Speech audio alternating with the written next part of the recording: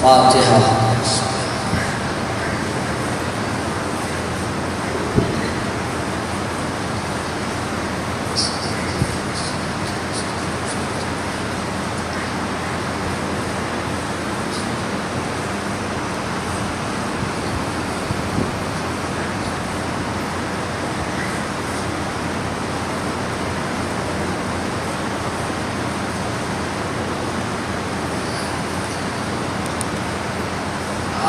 سے گزارش ہے کہ تھوڑا تھوڑا آگے تشریف لائیں، مجلس کا ماحول بن جائے، کیونکہ پیچھے آپ کو کسی دیوار سے دیکھ تو لگا کے بیٹھے ہوئے نہیں ہیں، تو پھر آگے آگے تشریف لائیں۔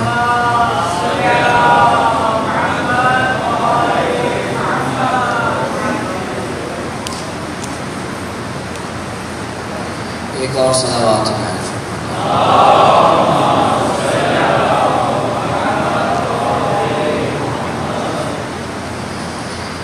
اعوذ باللہ من الشیطان الرجیم، بسم اللہ الرحمن الرحیم، الحمد للہ رب العالمین، بارئ الخلائق اجمعین، فاطر السماوات والارضین، باعث الانبیاء والمرسلین، ثم الصلاة والسلام والتحية والإكرام على سيدنا ومولانا ونبينا أبي القاسم المصطفى محمد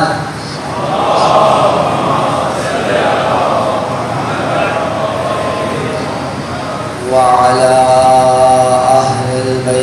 الطيبين الطاهرين المعصومين المظلومين المنتجبين المنتخبين، ولعنة الله على أعدائهم أجمعين من الأولين والآخرين يا رب العالمين.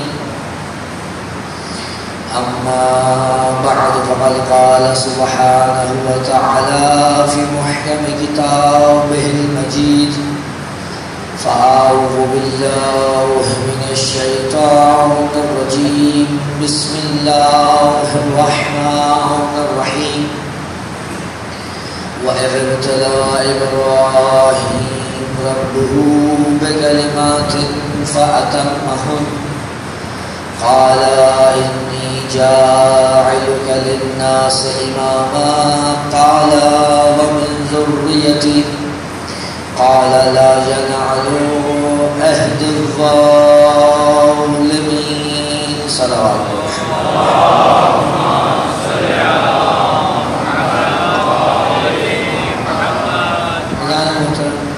اپنی اپنی حاجات کی قبولیت کے لیے، تمام مومنین و مومنات کی عزت، مال، جان، آبرو کی حفاظت کے لیے، امام زمانہ کے ظہور میں تعجیل کے لیے، اور جو مومنین اپنے گھروں سے دور ہیں، بالخصوص مذہب کی خاطر اسیر ہے، ان کی جلد از جلد رہائی کے لیے، بالاخص یافز بھائی کی جلد از جلد رہائی کے لیے ایک مرتبہ صلوات عنایت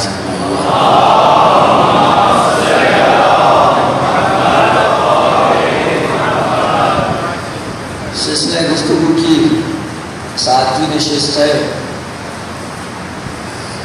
اور جیسا کہ ظاہر ہے کہ آج صبح سے آپ لوگ عزاداری میں مشغول تھے اور جلوس کا سلسلہ تھا، جس کی وجہ سے انسانی جسم کے اوپر جو اثرات تھکن رہتے ہیں، اس کے ذیل میں اس وقت جو ہمارے سامنے ماحول ہے وہ واضح ہے۔ البتہ میں کسی چیز کا اثر قبول کیے اپنے موضوع کو متصل رکھوں گا، اور جس طرح سے گفتگو آگے بڑھ رہی تھی ویسے ہی گفتگو آگے بڑھے گی۔ ایک صلوات عنایت فرما دیں۔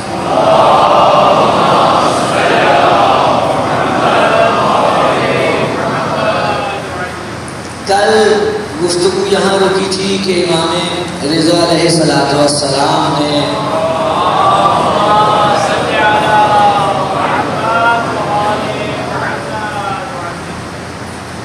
حضرت ابراہیم علیہ السلام کی امامت سے متعلق آیت کے تذکرے کے بعد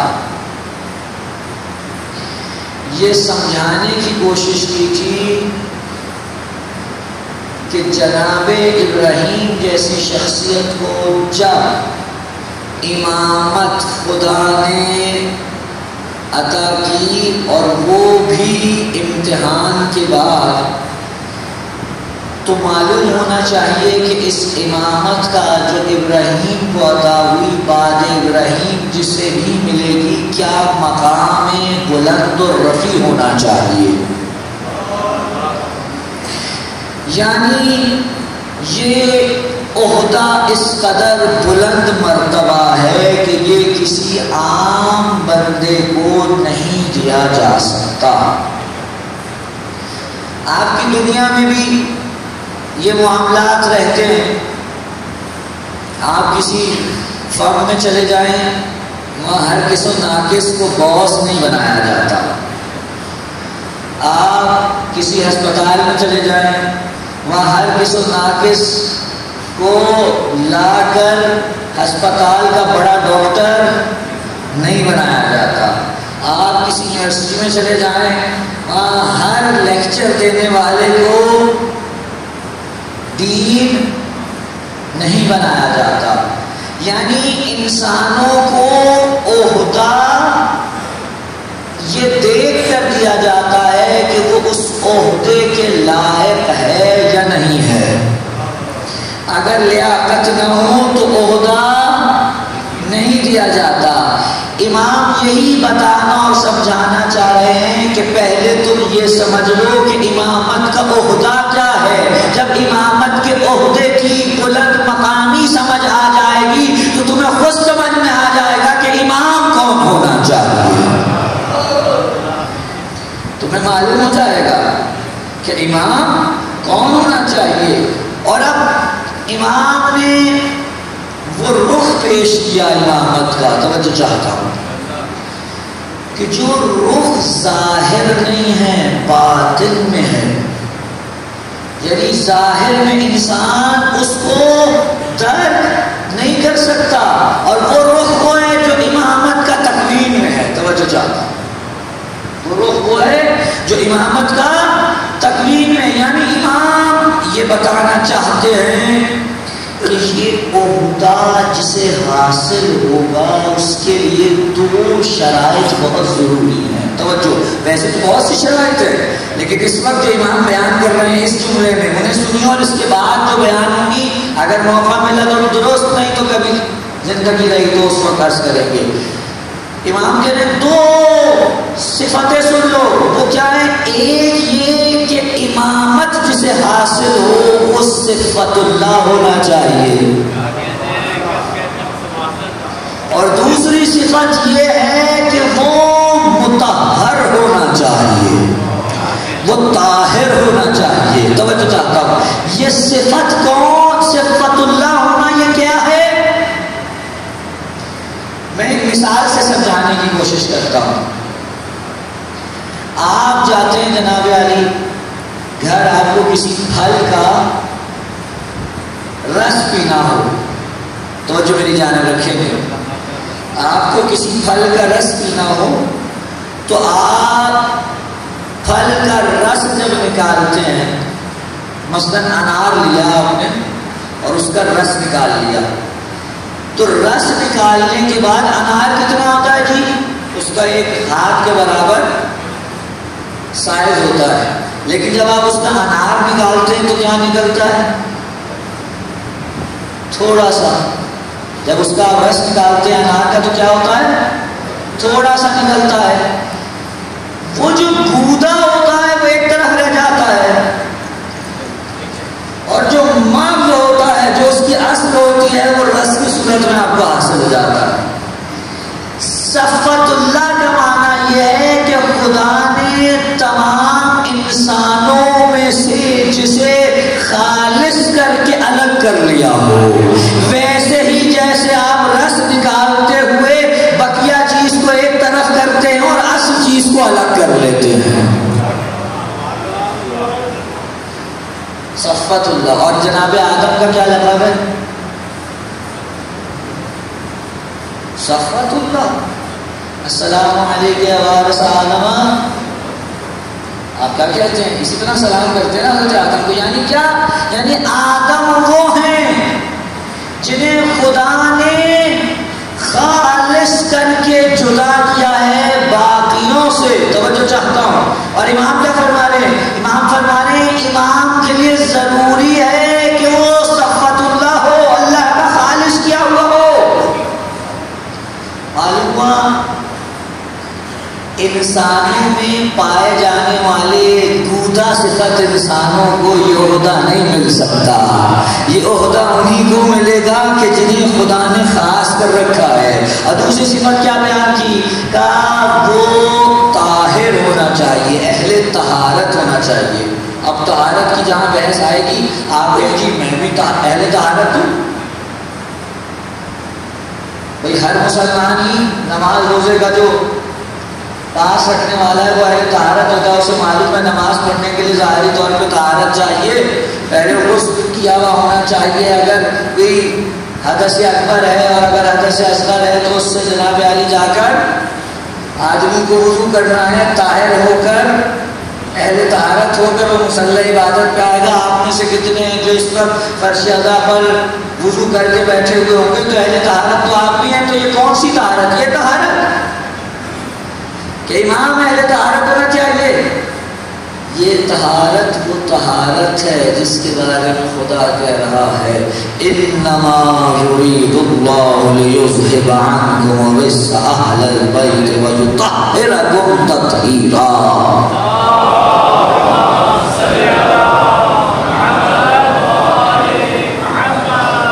امام کے لیے طہارت باطنی چاہیے، اور یہ طہارت باطنی کیا ہے؟ مڑ مڑ کے بعد، گھوم گھوم کے بعد جس لفظ پہ آ کے رکتی ہے اسے عصمت کہتے ہیں۔ یعنی اگر معصوم نہیں ہے تو امام نہیں بن سکتا۔ اور آپ دیکھیے یہ بڑی عجیب بات ہے کہ جن لوگوں کو بھی آیت تطہیر کے اندر شامل کرنے کی کوشش کی جاتی ہے ان میں سے کوئی ایسا نہیں ہے سوائے ان کے کہ جن کو واقعاً وہاں ہونا چاہیے، جس کی طہارت باطنی کا کوئی دعویٰ کرے۔ ہے ہی نہیں۔ اصل ہمارے علاوہ باقی مسلمین میں تو اس چیز کا کوئی کانسیپٹ ہی نہیں پایا جاتا کہ بعد رسول وہ کسی شخص کو معصوم جانے، طاہر جانے۔ یہ طہارت ظاہری نہیں ہے، یہ طہارت باطنی ہے۔ ہر وہ چیز جس کو باطن کی طہارت کہتے ہیں وہ امام کے لیے شرط ہے۔ اگر وہ حاصل نہیں ہے تو عہدہ امامت حاصل نہیں ہو سکتا۔ یہ دو شرائط کس نے بیان کی؟ سرکار امام رضا علیہ الصلوۃ والسلام نے۔ صلوات پڑھ لے محمد والے۔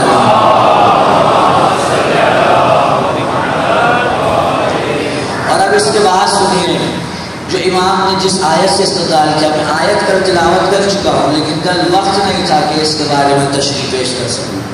امام جس آیت سے استدلال کر رہے فرماتے ہیں خدا نے حضرت یعقوب و اسحاق اور ان کی اولاد سے ہونے والے دیگر اماموں کے لیے فرمایا وَجَعَلْنَا أَئِمَّةً يَهْدُونَ بِأَمْرِنَا، ہم نے انہیں امام قرار دیا، امام بنایا، اور یہ کیا کرتے ہیں؟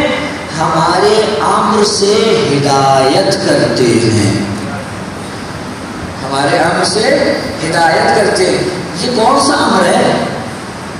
توجہ فرمائیں گے آپ حضرات، یہ وہی امر ہے جس کے بارے میں سورہ یاسین کے اندر خدا نے فرمایا تھا انما امرہ اذا اراد شیئا ان یقول له کن فیکون، اور جب ارادہ کرتا ہے وہ کسی چیز کے ہو جانے کا تو کہتا ہے ہو جا، بس وہ ہو جاتی ہے۔ امام خدا کی اس امر کے ساتھ ہدایت کرتا ہے، یعنی کیا؟ یعنی اگر امام کسی کی ہدایت تکمیلی کرنے کے لیے ارادہ الہی پر اپنے قدم کو اٹھا لے اور اقدام کر لے تو جیسے خدا کے کسی تکمیلی ارادے کے خلاف نہیں ہو سکتا، ویسے ہی امام کے اس ارادے تکمیلی کے خلاف نہیں ہو سکتا۔ اگر امام ارادہ کر لے، البتہ یہ ایک الگ بحث ہے کہ امام کیا ہر ایک کی ہدایت تکوینی کرے گا؟ ایک شرط ہے امام کی ہدایت تکوینی کے لیے، اپنا ہاتھ اس کے ہاتھ میں آپ کو تھمانا ہے، اس کے بعد آپ دیکھتے جائیے، اور ہو سکتا ہے کہ آپ ظاہر میں اپنا ہاتھ اس کے ہاتھ میں نہ تھما رہے ہوں، لیکن کہیں پیچھے کچھ ایسا کر گزرے ہوں کہ امام آپ کو دیکھ رہا ہو، اور وہ آپ کے اس عمل کی وجہ سے آپ کو دوسری طرف نہ جانے دے، آپ کو پتہ بھی نہ چلے گا کہ کس طرح سے گھما کر امام آپ کو لے آیا ہے، لیکن آپ جب مقام پہ پہنچ جائیں گے تو آپ کو احساس ہوگا کہ ارے یہ تو میں کہیں اور جا رہا تھا، لیکن یہ اس امام کی ولایت تکوینی اور اس کا ارادہ تصرف تھا جس نے میرے دل کو ایسے کیپچر کیا کہ جانا کہیں اور چاہتا تھا، لیکن اس نے گھما کر مجھے پھر اپنے دائرے سے خارج نہیں ہونے دیا، مجھے جانے نہیں دیا۔ آپ دیکھ لیجئے بڑے بڑے لوگ خدا کا انکار کرنے کے لیے تیار ہو جاتے ہیں، لیکن جب امام حسین پر پہنچتے ہیں تو اب کیونکہ حسین کو چھوڑنے کو جی نہیں چاہ رہا، لہذا امام حسین میں کسی نہ کسی طرح سے اپنے در سے وابستہ کرتے ہیں، اور یہ ذہن میں رکھیے گا اگر کوئی امام حسین سے بھی پھر جائے تو اس کا خدا تک پہنچنا تو ویسے ہی ناممکن ہے۔ آپ لوگ جوان یہاں سامنے بیٹھے ہوئے ہیں، ایک مشہور شاعر ہے، آپ نے اس کا نام سن رکھا ہے، کیا کہوں، میرے ہی علاقے سے تعلق ہے اس کا، جان ایلیا، خدا کے بارے میں نہیں معلوم کیا کیا کہتے رہے، میرے پاس تو اس وقت ممبر پہ ہوں وہ الفاظ ادا نہیں کر سکتا، لیکن جب امام کو پہنچے تو کیا کہتے ہیں، ایسا بھی کیا غضب ہے ہم اپنے امام کے نہ رہیں۔ یہ امام سے منسلک رہنا ضروری ہے، کیوں؟ خدا نے رکھا ہے امام کو ہدایت کے لیے، اور امام کی اس ہدایت کے لیے امام کا سامنے ہونا ضروری نہیں ہے۔ توجہ، یہ جو امام کی ہدایت تکوینی ہے اس کے لیے امام کا جسمانی صورت میں سامنے ہونا ضروری نہیں ہے۔ امام کہیں بھی ہو، جس عالم میں بھی ہو، اس کا فیض پہنچ رہا ہے، اور اس کا فیض سب سے بڑھ کر یہ ہے کہ وہ آپ کے دل کو کسی دوسری طرف نہیں جانے دے رہا، اور جہاں یہ شے آ جائے، یہ رکیے یہاں ایک لمحے کے لیے میں ایک جملہ کہہ دوں. وہ جو حسین کے در پہ بیٹھے ہوئے ہیں نا، وہ حسین سے یہ جملہ ضرور کہیں، اے حسین مجھے اتنا پتا ہے میں خود سے خدا تک نہیں پہنچ سکتا، لیکن مجھے اتنا بھی معلوم ہے کہ آپ مجھے خدا تک پہنچا سکتے ہیں. اسی لیے آپ جائیے آئمہ کی دعائیں اٹھائیں، خدا کی قسم کیا جملے ہیں ان کے اندر. وہ جو ہادی برحق ہے وہ ہمیں اپنی دعاؤں میں سمجھا رہے ہیں کچھ بھی مانگو خدا سے، تمہیں مانگنے کا حق ہے، لیکن ایک چیز ضرور مانگو، اور وہ کیا ہے؟ خدا سے ہمیشہ کہا کرو پروردگار مجھے میرے حال پہ نہ چھوڑنا. اللہ اکبر. جنہیں خدا ان کے حال پہ چھوڑ دیتا ہے ان کو کچھ نہیں ہاتھ آتا. اور کیونکہ یہ خدا نے امام کو رکھا ہے میری ہدایت کے لیے، لہٰذا میں امام کو مخاطب کر کے کہہ رہا ہوں اے میرے مولا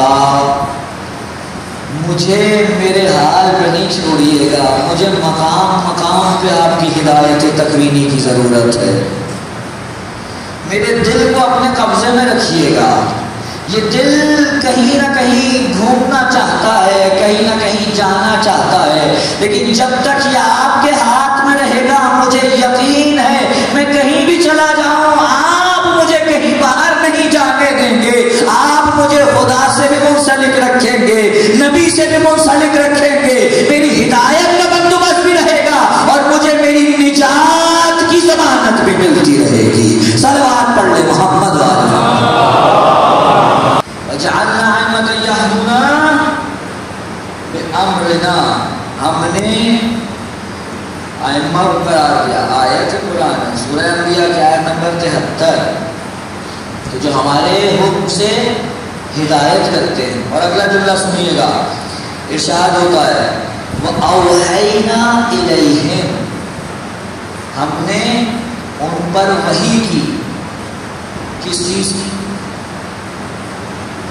فعل الخیرات، اچھے اعمال کی. توجہ، یہاں آپ اگر میری ساتھ دیں تو میں آپ کا بڑا احسان مند رہوں گا. یہ نہیں کہا کہ ہم نے وحی کی کہ اچھے اعمال انجام دو، بلکہ کیا کہا؟ ہم نے وحی کی اچھے اعمال کی. ان دو چیزوں میں فرق ہے.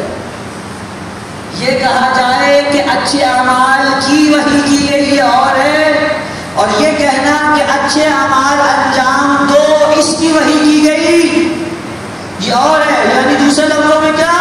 یعنی وجود امام در حقیقت خود ہی فعل الخیرات ہے. امام کا وجود اپنی ذات میں خود عمل صالح ہے. امام کا وجود اپنی ذات میں خود بخود نماز ہے.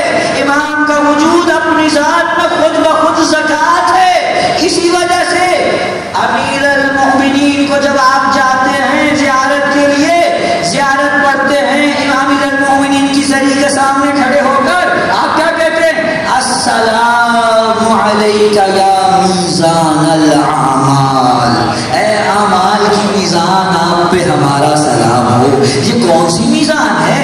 یہ کون سی میزان ہے؟ میزان کا کیا کام ہوتا ہے؟ میزان کا کام ہوتا ہے آپ اس میں کوئی چیز رکھ کے تولتے ہیں.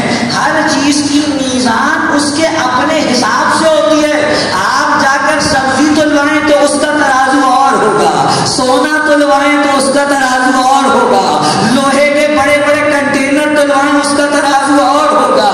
اسی طرح سے اعمال کا ترازو اور ہے. اعمال کا ترازو کون ہے؟ اعمال کا ترازو امام ہے.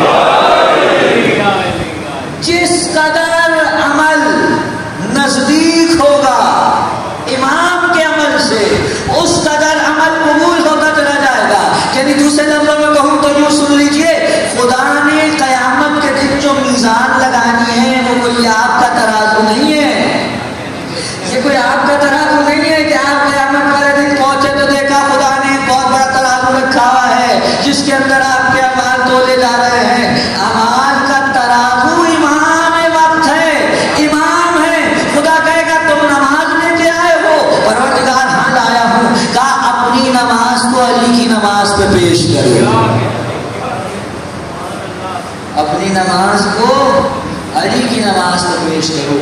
جتنا یہ علی کی نماز سے نزدیک ہوگی اس قدر قبول ہے، اور جس قدر یہ علی کی نماز سے دور ہوگی اس قدر رد ہے. توجہ ہے حضرات کی؟ اب آپ میں سے کوئی کہے اٹھ کے کہ جناب کہاں میری نماز، کہاں علی کی نماز؟ یہی تو خدا بتانا چاہ رہا ہے. توجہ فرمائیں گے اللہ، یہی تو خدا بتانا چاہ رہا ہے. دیکھیے نماز پڑھ کے واجب ادا کرنا اور ہے، اور خدا کی بارگاہ میں نماز کا قبول ہو جانا اور ہے. ہم اور آپ جو نماز پڑھ رہے ہیں اس کا سب سے بڑا فائدہ تو ہمیں یہی ہے کہ نہ پڑھنے کا عذاب نہیں ہوگا. لیکن کیا یہ خدا کی بارگاہ میں قبول بھی ہو رہی ہے یا نہیں ایک الگ بحث ہے. اور علی کی اور امام کی نماز در حقیقت، بلکہ چھوڑیے میں آیت اللہ جوادی عاملی کا جملہ کیوں نہ نقل کر دوں. وہ کہتے ہیں جس طرح سے آپ کے لیے خدا نے امام رکھا ہے ویسے آپ کی عبادتوں کا بھی ایک امام ہے.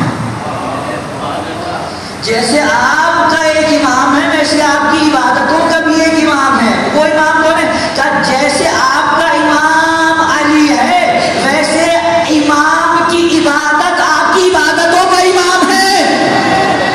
یعنی خدا کی بارگاہ میں سب سے پہلے جس عبادت کو پیش کیا جاتا ہے، جو عبادت پہنچتی ہے، وہ امام کی عبادت ہے، اور اس کے بعد اس کے پیچھے پیچھے باقی دنیا کی عبادت اس کی بارگاہ میں پیش ہوتی ہے. اور جب یہ عبادت اس کی بارگاہ میں پہنچتی ہے تو مقایسہ ہوتا ہے کہ کس کی عبادت اس امام کی عبادت کے پیچھے پیچھے چلتی ہوئی آئی ہے. تو جس کی عبادت خداوند عالم کے بنائے ہوئے امام کے پیچھے پیچھے چلتی ہوئی بارگاہ خدا میں پہنچی ہے، خدا کہے گا ہاں یہ وہ عبادت ہے جس کا میں نے حکم دیا تھا. اور اگر کوئی امام کا انکار کر کے عبادت کو خدا کی بارگاہ میں پیش کرتا ہے تو در حقیقت یہ وہ عبادت ہے جس میں خدا کہتا ہے یہ عبادت وہ ہے جو تو خود سے کر کے لایا ہے، میں نے اس عبادت کا حکم نہیں دیا تھا، تو خود سے کر کے لایا ہے. جس کے پیچھے میں تیری عبادتیں چاہتا ہوں وہ میرا بنایا ہوا امام ہے. ایک پیش نماز جسے آپ اپنا پیش نماز بناتے ہیں، اس مسجد میں بھی پیش نماز ہے. جماعت کا یہ مسئلہ ہے کہ آپ پیش نماز کے پیچھے کھڑے ہوں گے تو یہ نماز ہوگی، اگر آگے بڑھ گئے تو نماز نہیں ہوگی. ایسا ہی ہے. اور اگر جماعت سے پیچھے ہٹ کے کھڑے ہو جائیں، بیچ میں فاصلہ ہو، جماعت ہوگی. آپ کی نماز جماعت سے آگے بڑھ گئے تو بھی جماعت سے نہیں ہے، پیچھے ہٹ گئے تو بھی جماعت سے.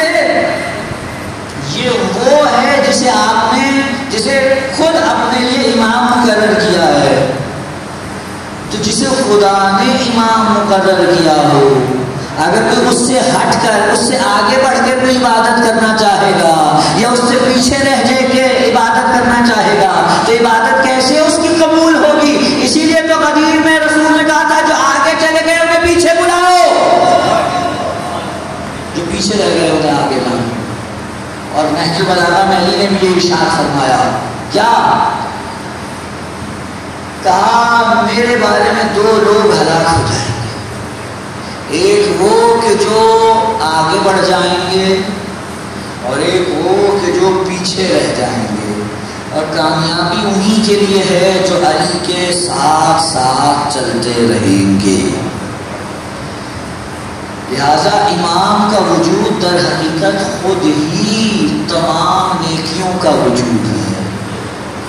وہ نماز کی حقیقت بھی ہے، وہ روزے کی حقیقت بھی ہے، وہ حج کی حقیقت بھی ہے، وہ زکوٰۃ کی حقیقت بھی ہے، وہ خمس کی حقیقت بھی ہے. کوئی اچھائی امام کے وجود سے خارج نہیں ہے، اسے خدا امام بنا رہا ہے. اور اس کے بعد جو جملہ ہے توجہ چاہوں گا. اب امام، اچھا رکیے یہاں ایک اور بات آپ کے سامنے عرض کر دوں. کیونکہ آج کل یہ کافی چل رہا ہے معاملہ. دوسرے لفظوں میں کہہ دوں تو آج کل تو یہ فیشن میں ہی ہوا ہے. اور وہ کیا ہے جی؟ وہ ہے جی کہ آپ کسی سے جا کے سوال کریں، اگر کوئی پڑھا لکھا بن گیا تھوڑا سا، اس سے جا کے سوال کریں وہ کہ بھائی آپ کا نظریہ کیا ہے؟ کہتے جی میں تو کسی نظریے کا قائل نہیں ہوں، میں تو لبرل ہوں. کیا ہوں جی؟ تو لبرل. اور اس سے اس کی مراد کیا ہوتی ہے جی؟ میں ہر ایک کو قبول کرتا ہوں، میرے لیے سب ایک سے ہیں. اگر کوئی کہہ رہا ہے نعوذ باللہ علی اچھے نہیں ہیں تو بھی ٹھیک ہے کروں اس کا، اور اگر کوئی کہہ رہا ہے کہ علی اچھے ہیں تو بھی ٹھیک ہے، جو چاہے مرضی کرے. یعنی دوسرے لفظوں میں یہ جدید سفسطائیوں کا ایک قسم کا مربع ہے کہ جو آگے کہہ رہے ہیں کہ حقیقت نام کی کوئی چیز نہیں ہے، جو جیسا کر رہا ہے کرنے دو. بھائی کوئی حقیقت جو ہی نام کی چیز ہے یا نہیں ہے؟ اگر کوئی ایک ہی چیز کو کہہ رہا ہے یہ اچھی ہے اور دوسرا کہہ رہا ہے بری ہے، تو ان میں سے کوئی ایک تو صحیح ہوگا. دونوں کیسے صحیح ہو سکتے ہیں؟ دوسرے لفظوں میں یوں کہہ لیجیے کہ یہ کچھ پرانے مسلمانوں کا نیا چہرہ ہے، جنہوں نے پہلے کہا تھا جو آپس میں لڑے وہ بھی صحیح تھا، یہ بھی صحیح تھا. اور اب قیامت تو یہ ہے کہ ہمارے اپنے اندر کچھ ایسے آ گئے جو کہتے ہیں جی کہ کیا ضرورت پڑی ہے کسی کے بارے میں بات کرنے کی، جو کر رہا کرنے دیجیے اسے.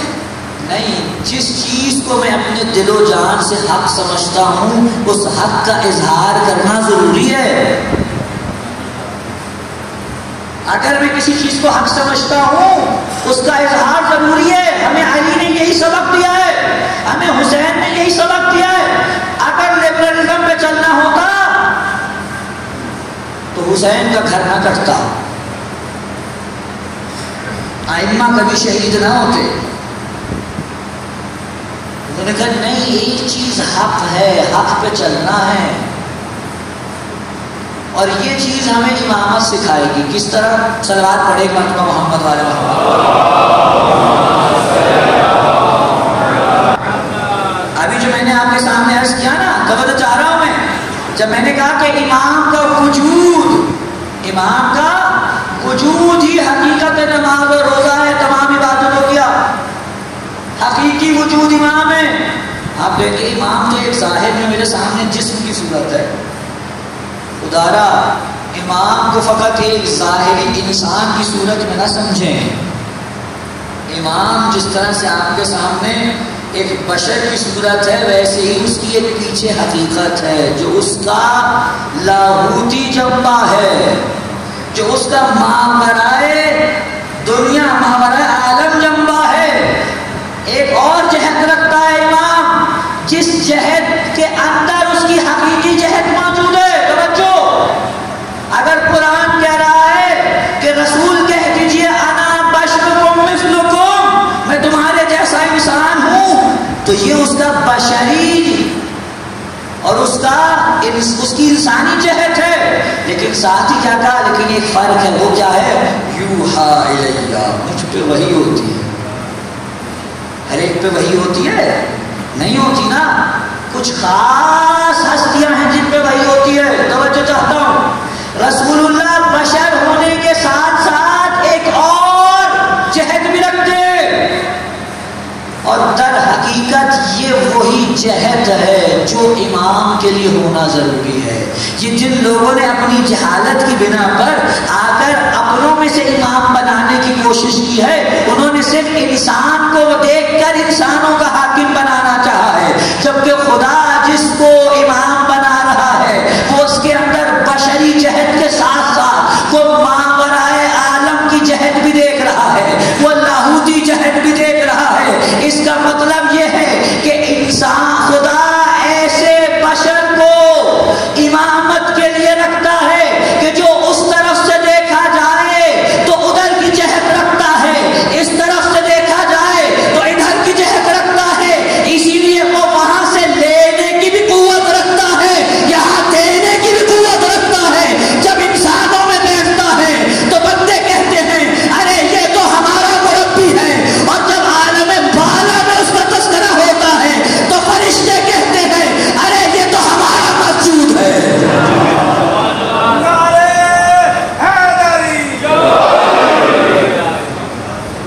یہ تو ہمارا مسجود ہے.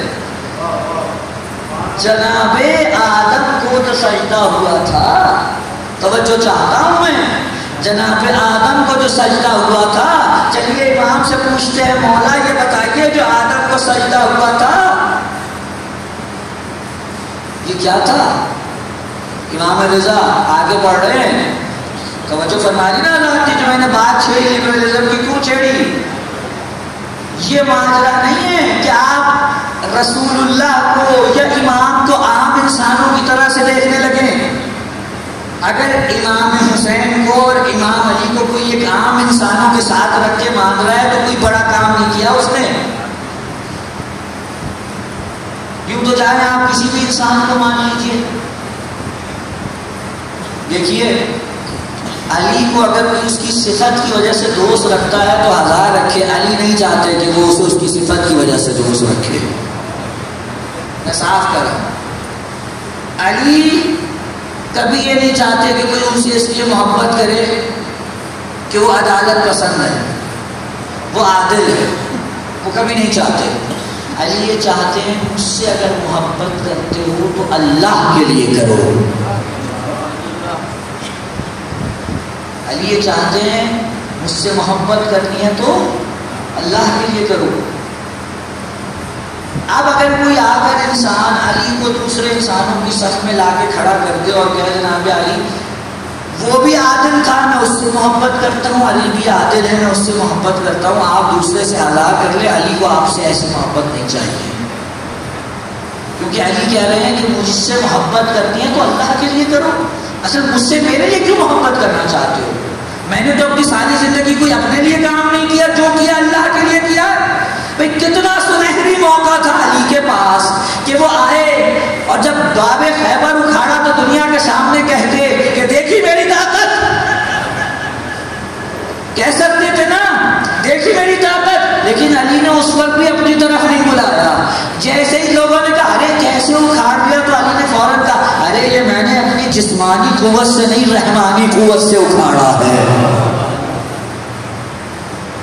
علی نہیں چاہتے کہ تم ان کی کسی بھی صورت تعریف کرو اس لیے کہ ان کی صفت ہے، نہیں. علی چاہتے ہیں ان کی اگر تعریف کرنی ہے اور ان کی کسی صفت سے محبت کرنی ہے تو اس لیے کرو کہ علی کی صفت اس کی صفت کا مظہر بن کے ظاہر ہو رہی ہے. صلوات پڑھے محمد علیہ وسلم.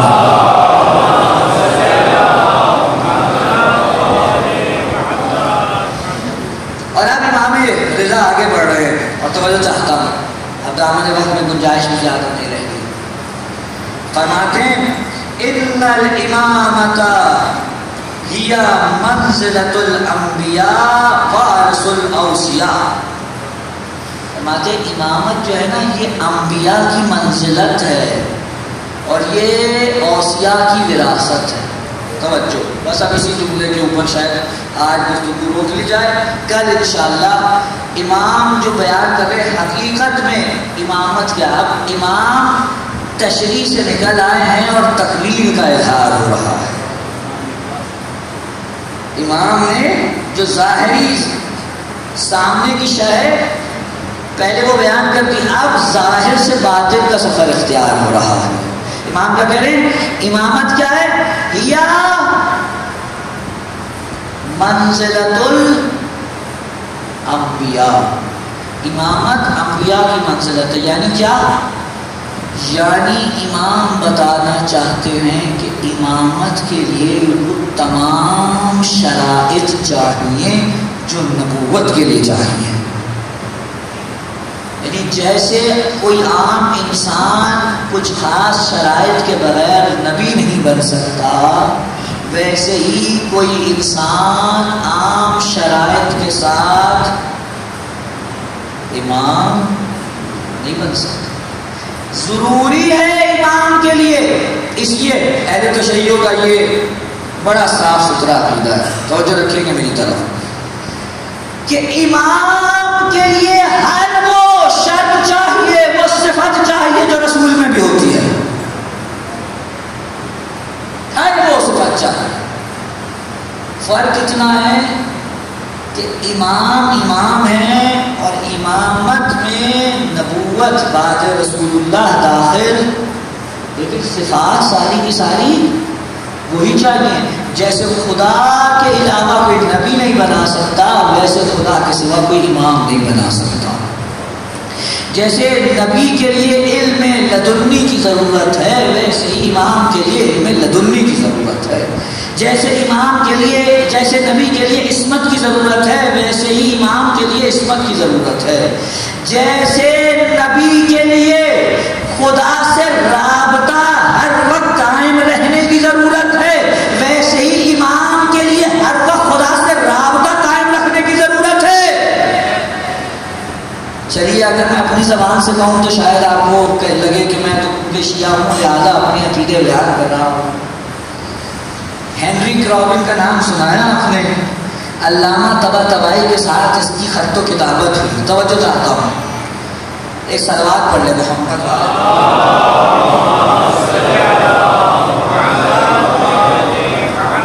علامہ طباطبائی کے ساتھ اس کی خط و کتابت ہوئی اور اس نے پوچھا کہ بھائی بتائیے شیعہ کیا ہے کیا نہیں ہے. علامہ نے اس کو تعارف کرایا کہ شیعہ کیا ہے.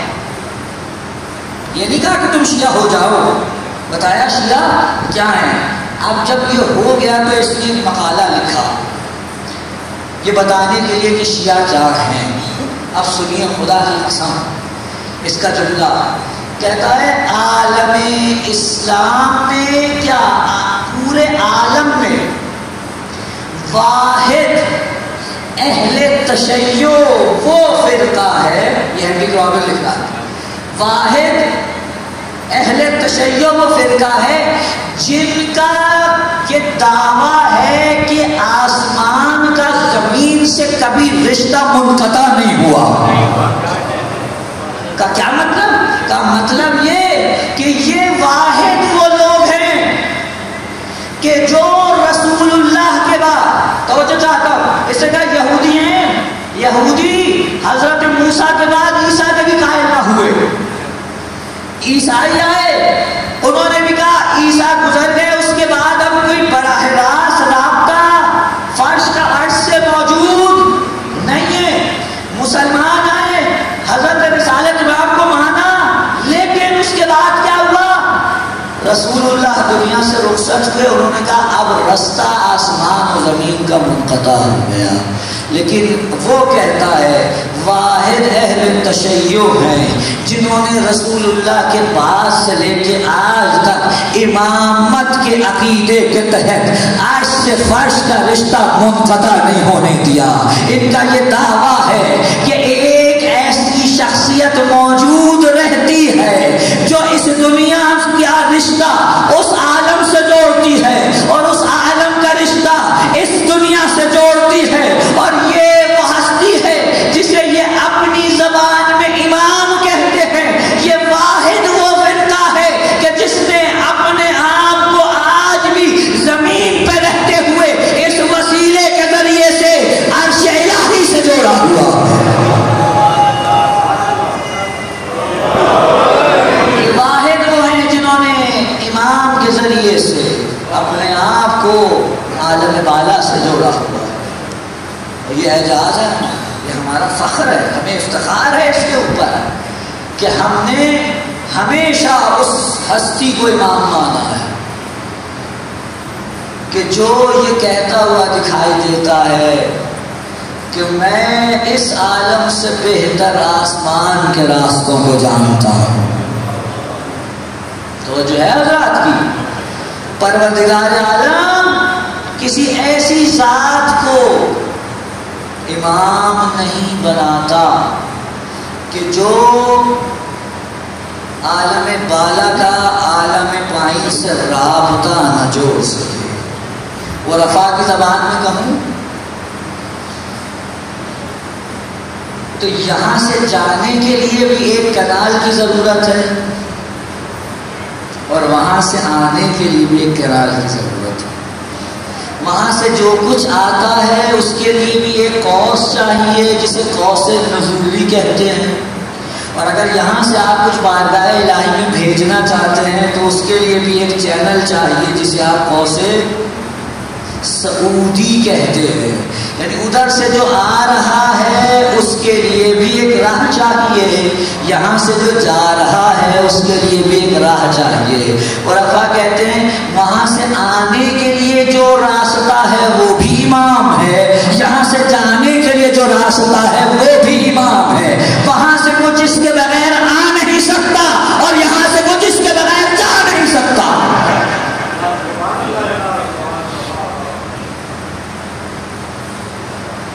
یہ وہ ہستی ہے جسے امام کہتے ہیں، اس عالم کا رشتہ اس عالم سے جوڑنے والا. اور یہی وجہ ہے مجھے چاہتا ہوں کہ امام کیونکہ خدا کا نمائندہ ہے، لہذا اس کی نمائندگی کے لیے یہ شرط نہیں ہے کہ بس اہل دنیا کے لیے نمائندہ ہے، وہ فرشتوں پر بھی ویسے ہی نمائندہ ہے، ان مخلوقات پہ بھی ویسے ہی نمائندہ ہے جو مجرد ہے، جو اس عالم مادہ میں نہیں. اگر ایسا نہ ہوتا تو کبھی بھی کربلا میں فرشتے آ کر حسین سے نہ کہتے آپ ہمیں حکم دیجئے، ہم آگے بڑھتے ہیں اور آپ کی طرف سے جنگ لڑتے ہیں. حسین نے اجازت نہیں دی، وہ اپنی جگہ پہ روایات صاف موجود ہیں. حسین کی بارگاہ میں فرشتوں کے غول بھی آ رہے ہیں. حسین کی بارگاہ میں توجہ ہے، حسین کی بارگاہ میں فرشتوں کے غول بھی آ رہے ہیں، حسین کی بارگاہ میں جنات کے غول آ رہے ہیں. چلیے ایک روایت سن لیجیے، سب نے سن رکھا ہے نا. امام حسین کی جب ولادت ہوئی تھی تو ایک فرشتے کو آزادی کا پروانہ ملا تھا. سنا ہے یا نہیں سنا؟ کیا نام تھا اس کا؟ فطرس. کیا نام تھا اس کا؟ آیا حسین کے ذریعے سے اسے آزادی کا پروانہ مل گیا. جب امام، یہ کامل الزیارات کی روایت ہے، امام حسین جس وقت کربلا میں پہنچے فرشتے آئے، آ کے کہا آقا اجازت دیجیے. امام نے کہا نہیں اجازت نہیں ہے. اب یہ فرشتے جو خدا سے اجازت لے کے آئے تھے کہ ہم جاتے ہیں حسین کی نصرت کے لیے، تو انہوں نے آ کر ہاتھ جوڑے پروردگار کی بات میں، کہا پروردگار تیرا ولی ہماری نصرت نہیں چاہتا، کیا کریں؟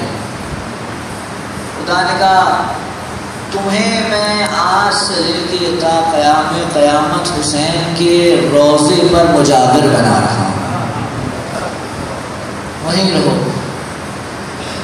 اور کرنا کیا ہے تمہیں؟ حسین کے جو زائرین آئے ان کا تمہیں استقبال کرنا ہے. اگر فرشتوں کے اوپر بھی یہ اپنی نمائندگی نہ رکھتے ہوں تو ایسا ہو سکتا ہے؟ قطعی نہیں ہو سکتا. کہ جاؤ حسین کے زائرین کا استقبال کرو، اگر وہ بیمار ہو جائیں ان کی تیمارداری کرو، ان کی عیادت کرو، اگر ان میں سے کوئی گزر جائے اس کے جنازے میں شرکت کرو، اور مرنے کے بعد ان کی توبہ کے لیے دعا کرو. یہ کون ہے؟ یہ وہ فرشتے جو حسین کی نصرت کے لیے آئے تھے، لیکن حسین نے کسی کی نصرت قبول نہیں کی. توجہ، بس ایک جملہ کہوں، ایک طرف حسین نے مدد کے لیے پکارا تھا اور ایک طرف حسین کو قاسم نے مدد کے لیے پکارا تھا.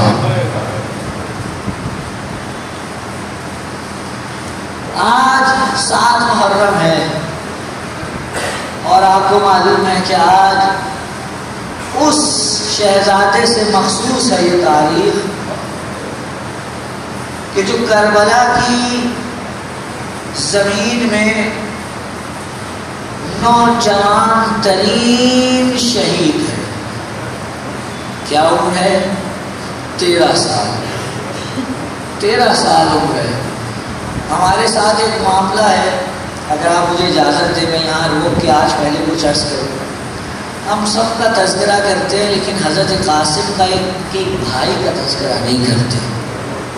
کربلا میں ہے علی اصغر کے بعد اور امام حسین سے پہلے ایک اور امام حسن کا بیٹا شہید ہوا جس کا نام ہے عبداللہ ابن حسن. کیا نام ہے جی؟ کربلا کے میدان میں ان کی عمر 11.5 سے 12 سال کے درمیان ہے اور یہ وہ شہید ہے کہ جس کی شہادت کے اندر ایسی مظلومیت پائی جاتی ہے کہ اگر اس کا تذکرہ ہو تو دنیا کو پتہ چلے حسین نے کیا کیا غم سہے ہیں.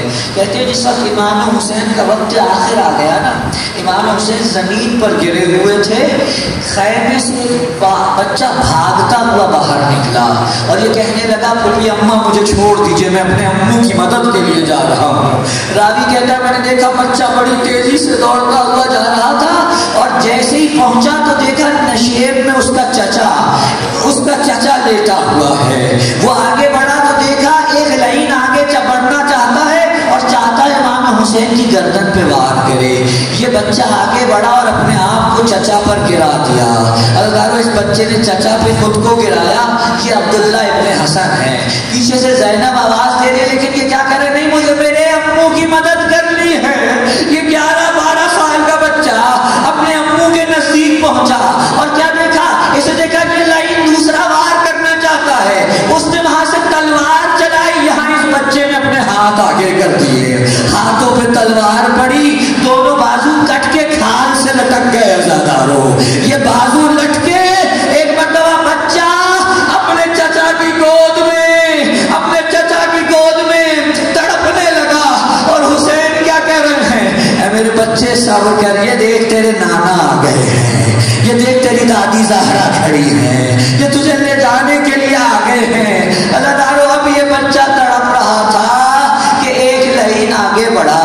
اس نے امام حسین کی آغوش میں اس بچے کو تیر مارا. اس بچے کے گلے میں تیر لگا. وہ تیر لگ کر امام حسین کے جسم میں پیوست ہوا. اس بچے کا دم نکل گیا اور حسین نے یہ لاشا وہیں پہ لٹا دیا. میں آپ سے ایک جملہ کہوں، قاسم کا تذکرہ بھی کیجئے، عباس کا تذکرہ بھی کیجئے، علی اکبر کا بھی تذکرہ کیجئے.